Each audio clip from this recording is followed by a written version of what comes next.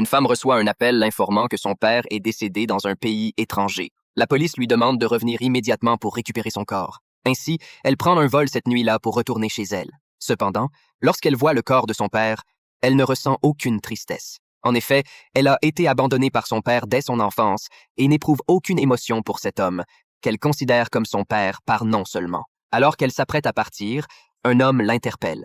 Cet homme se présente comme Carl, l'avocat de son père. Il est venu pour que Mary signe les documents de succession. Carl l'emmène ensuite dans un bar que son père avait laissé derrière lui. Carl lui dit que bien que ce bar soit un peu délabré, il a plus de 500 ans d'histoire. Mary commence à explorer les lieux et remarque des photos accrochées au mur, représentant apparemment les anciens propriétaires de ce bar. En se promenant, elle découvre une trace brûlée sur le sol. En levant les yeux, elle aperçoit une porte en bois menant à un sous-sol au bout du couloir.